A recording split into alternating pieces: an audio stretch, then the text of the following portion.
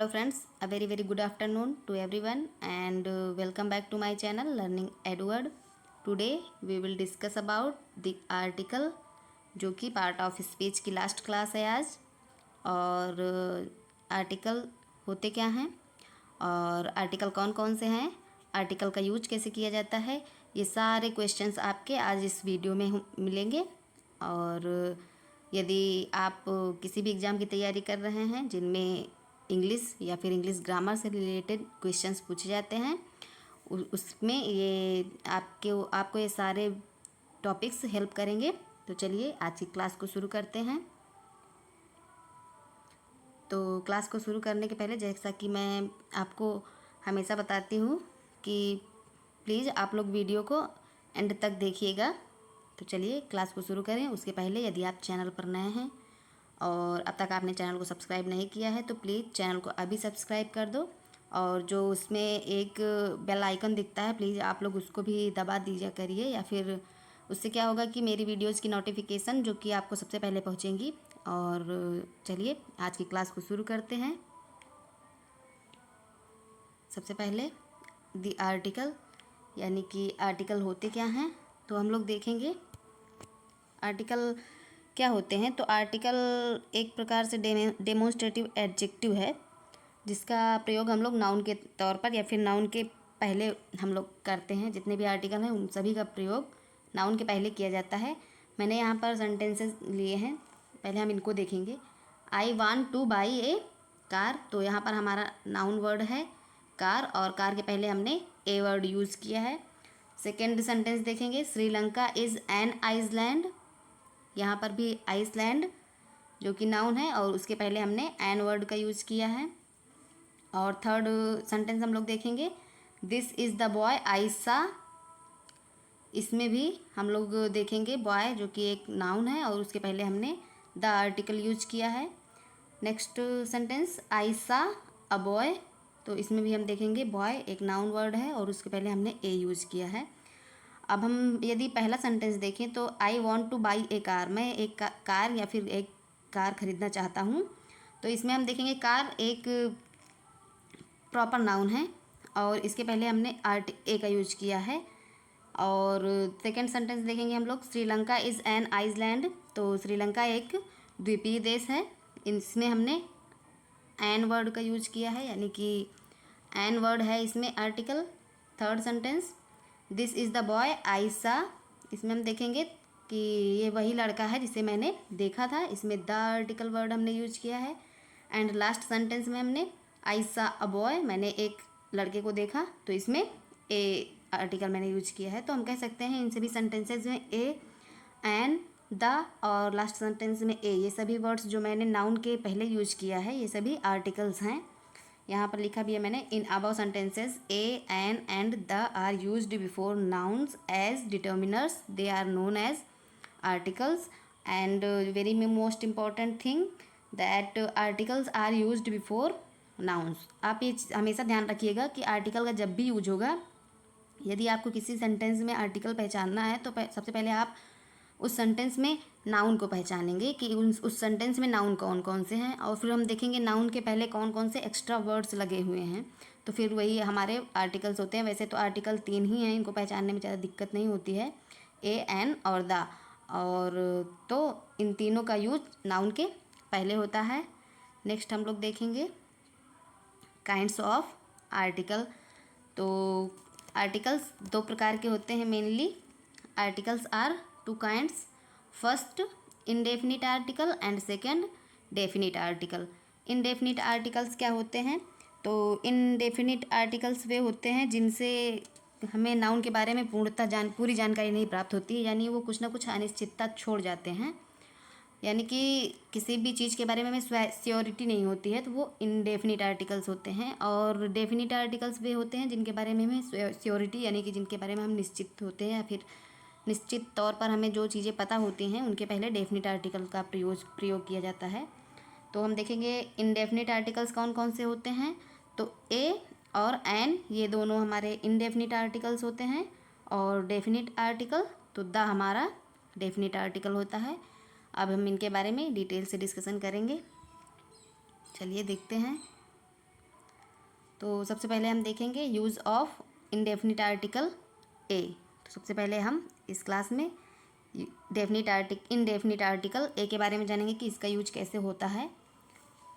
तो A is used before, यानी कि ए का यूज किन चीज़ों के पहले होता है? वर्ड्स बिगनिंग विथ कॉन्सोनेंट्स, यानी कि जो मैंने आपको वॉवेल और कॉन्सोनेंट, मुझे याद है मैंने काइंड्स ऑफ सेंटेंस वाली क्लास में बताया था। यदि आपने नहीं देखा है तो प्लीज़ आप जाके देखिए वहाँ पे। तो उसमें मैंने आपको बताया था कि वॉवेल और कॉन्सोनेंट्स क्या होते हैं। तो कॉन्सोनेंट्स वॉवेल्स को छोड़कर जितने भी इंग्लिश के लेटर्स बचते हैं इंग्लिश अल्फ़ाबेट में, वे सभी कॉन्सोनेंट्स होते हैं। और वॉवेल कौन कौन से वर्ड्स होते हैं? तो वॉवेल्स में हमारा ए, ई, आई, ओ और यू, इतने वर्ड्स तो हमारे वॉवेल्स में आते हैं। और इन सभी वर्ड्स को छोड़कर जितने भी वर्ड हमारे पास बचते हैं वे सभी कॉन्सोनेंट के अंतर्गत आते हैं। तो ए का यूज किन में होता है? वर्ड्स बिगनिंग विथ कॉन्सोनेंट, यानी कि कॉन्सोनेंट वर्ड से शुरू होने वाले जितने भी वर्ड्स हैं, सॉरी मैंने कॉन्सोनेंट वर्ड बोला, यानी कि कॉन्सोनेंट लेटर से शुरू होने वाले जितने भी वर्ड्स बनते हैं वे सभी कॉन्सोनेंट्स होते हैं। और ए का यूज उन सभी वर्ड्स के पहले होता है जो कॉन्सोनेंट से शुरू होते हैं। जैसे कि हम पहला एग्जांपल देखेंगे, एक कप। तो यहाँ पर हम कप देखेंगे तो कप का फर्स्ट लेटर है वो सी है, जो कि कॉन्सोनेंट है। तो मैंने आपको बताया कि ए का यूज कॉन्सोनेंट के पहले, तो ए कप। दूसरा example, A monkey, a book, a man, A kite, etcetera etcetera. तो हमने आपको बताया कि कॉन्सोनेंट से शुरू होने वाले जितने भी वर्ड्स हैं उनके पहले ए का यूज होता है। दूसरा हम देखेंगे, दूसरा पॉइंट क्या है? Words beginning with vowel but sounding consonants. तो अब यहाँ पर कुछ ऐसे शब्द भी हैं जिनकी शुरुआत वॉवेल्स, यानी कि इन 5 वॉवेल्स जो मैंने यहाँ पर लिखे हुए हैं इनकी शुरुआत इन 5 वॉवेल्स से होगी। लेकिन जब हम उन वर्ड्स को उच्चारण करेंगे उन वर्ड्स का, तो उनका उच्चारण कॉन्सोनेंट में होता है, यानी कि व्यंजन में होता है। जैसे कि देखेंगे हम एग्जाम्पल, पहला एग्जाम्पल है ए यूनिट। अब हम इसमें यूनिट वर्ड देखते हैं, यूनिट वर्ड देखते हैं हम अगर, तो यूनिट वर्ड में यू तो एक वॉवेल है, जैसा कि मैंने यहाँ पर लिखा हुआ है ए, ई, आई, ओ, यू।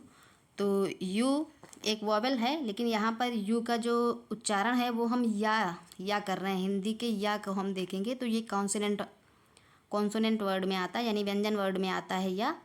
तो इसका जो उच्चारण है वो या आ रहा है, इसीलिए हम इसके पहले ए का यूज करेंगे। A university, a European, a useful book and a union. तो हमने यहाँ पर 2 टाइप्स पढ़े कि आर्टिकल ए का यूज हम कहाँ कहाँ करेंगे। तो सबसे पहले जो कि वे वर्ड जो कॉन्सोनेंट से शुरू होते हैं, जैसे कि C, I mean cup, monkey, book, man और काइट। और दूसरे वे जो शुरू तो वॉवेल वर्ड से होते हैं, वॉवेल से होते हैं, पर जो उनका उच्चारण है वो कॉन्सोनेंट होता है, जैसे कि a unit, a university, a European, a useful book and a union. I hope आप लोगों को समझ में आ गया होगा। अब हम नेक्स्ट देखेंगे। नेक्स्ट क्या है? यूज़ ऑफ आर्टिकल एन, यानी कि आर्टिकल एन का यूज़। तो आर्टिकल एन का यूज़ कहाँ कहाँ होता है? तो एन इज़ यूज्ड बिफोर, यानी कि एन का यूज़ उन नाउन्स के पहले होता है जो कि वोवेल साउंड से शुरू होते हैं।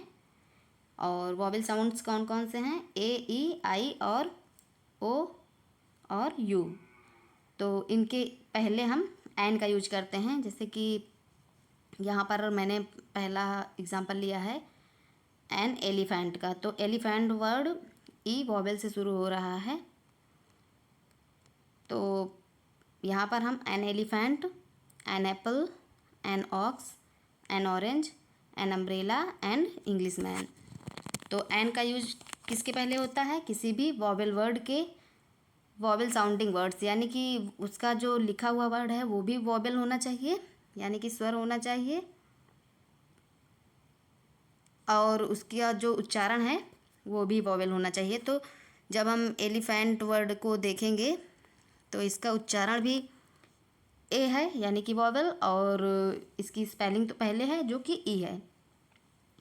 नेक्स्ट देखेंगे words beginning with silent H, यानी कि कुछ वर्ड्स ऐसे हैं जो कि एच से शुरू होते हैं लेकिन वो साइलेंट में होते हैं, और उनको हम पढ़ते हैं तो जो उसके नेक्स्ट वर्ड होता है उसके बाद जो लेटर होता है उसका उच्चारण करते हैं।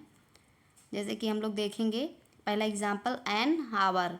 अब इसमें आवर की स्पेलिंग हम लोग देखेंगे तो HOUR लिखा हुआ है, लेकिन जब हम इसका उच्चारण करते हैं तो हम इसको पढ़ते हैं एन आवर, यानी कि आवर पढ़ा जाता है।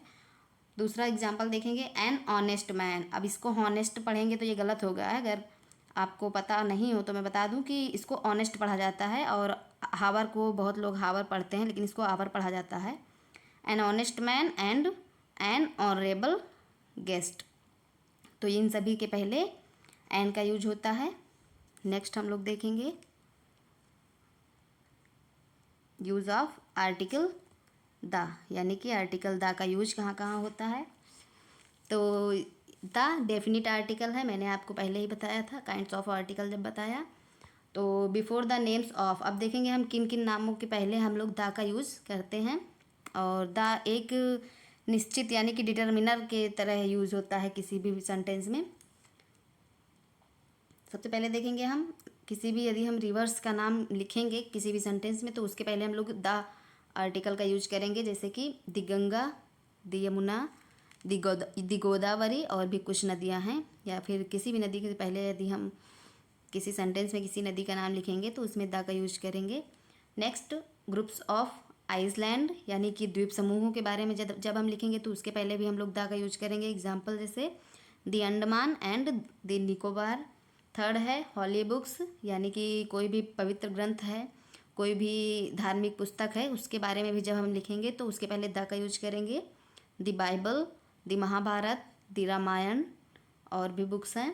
नेक्स्ट न्यूज़पेपर्स, किसी भी न्यूज़पेपर के बारे में भी जब हम लिखेंगे या फिर किसी भी न्यूज़पेपर के बारे में भी बात करते हैं तो उसमें भी द का यूज होता है, आर्टिकल द का यूज होता है। जैसे कि the Indian express and the Hindu, ये दोनों न्यूज़पेपर्स के नाम हैं। और वेल नोन बिल्डिंग्स, यानी कि किसी भी बहुत पॉपुलर या फिर जाने मानी जो इमारत होती हैं या बिल्डिंग्स होती हैं उनके नाम के पहले भी द का यूज होता है। The Taj and the gateway of India.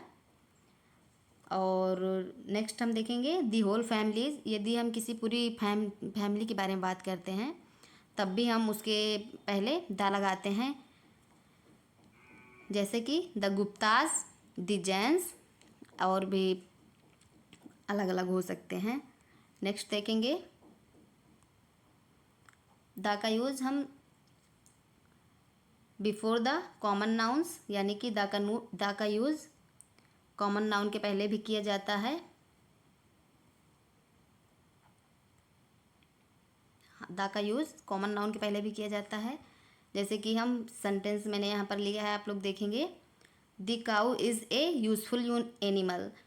तो कॉमन नाउन के पहले हम द का भी यूज करेंगे जब जो नाउन यहाँ पर दिया गया हो वो किसी पूरी जाति का बोध करवा रहा हो, यानी कि उससे किसी पूरी जाति एक जाति के बारे में पता चल रहा है। यहाँ पर काउ वर्ड मैंने लिया है, तो काउ से अब जितने भी गाय वगैरह हैं उन सभी के बारे में पता चल रहा है। तो हम देखेंगे इसके पहले भी हम लोग द का यूज करते हैं। Next the dog is faithful animal, तो इसमें भी डॉग देखेंगे तो ये पूरे डॉग जाति का पता चल रहा है इससे, तो dog is a faithful animal. Next हम देखेंगे द का use before the superlative degree of adjectives. मैंने आपको एडजेक्टिव्स तो पढ़ाया है लेकिन अभी मैंने आपको डिग्रीज़ के बारे में नहीं बताया है। एडजेक्टिव्स की 3 डिग्रीज होती हैं, पहला पॉजिटिव डिग्री, दूसरा कॉम्परेटिव डिग्री एंड तीसरा सुपरलेटिव डिग्री। अगर आप लोग चाहते हैं कि मैं उसकी भी एक क्लास बनाऊँ तो प्लीज़ कमेंट बॉक्स में आप लोग टाइप कीजिएगा। तो एडजेक्टिव्स की 3 डिग्री होती हैं, पहला पॉजिटिव डिग्री, दूसरा कॉम्परेटिव डिग्री। प्लीज़ आप लोग मेरी राइटिंग पर ध्यान मत दीजिएगा, मैं बहुत लिखना नहीं जानती हूँ पेन टैब से। एंड तीसरा है सुपरलेटिव डिग्री।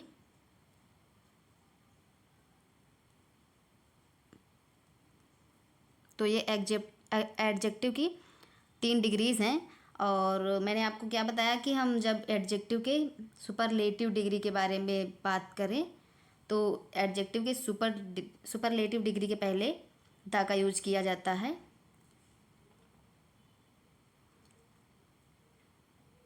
यहाँ पर हम देखेंगे he is the tallest boy in the class. तो टॉलेस्ट वर्ड ये सुपरलेटिव डिग्री है।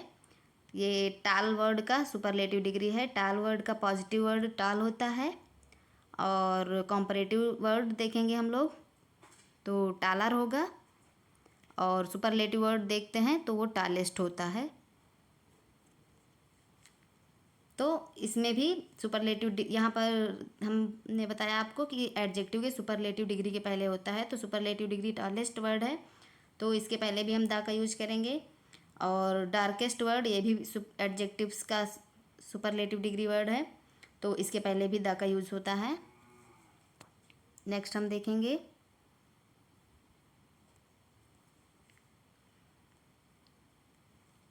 Before the name of things, यानी कि कुछ महत्वपूर्ण या फिर कुछ और वस्तुओं के पहले भी द का यूज होता है। जैसे कि प्रॉपरली हम लोग लिखते हैं the sun, the moon, the sky and the earth. और कुछ महत्वपूर्ण या फिर मुख्य घटनाओं के पहले भी हम लोग द का यूज करते हैं before some major events as the American war of independence, यानी कि अमेरिका का जो स्वतंत्रता के लिए युद्ध हुआ था वो, उसके पहले भी हम लोग द का यूज करेंगे। द फ्रेंच रेवोल्यूशन, यानी कि फ्रांस की क्रांति, द ग्रेट वॉर। तो ये सभी मैंने आपको बताया अभी कि हम लोग द का यूज कहाँ कहाँ करते हैं।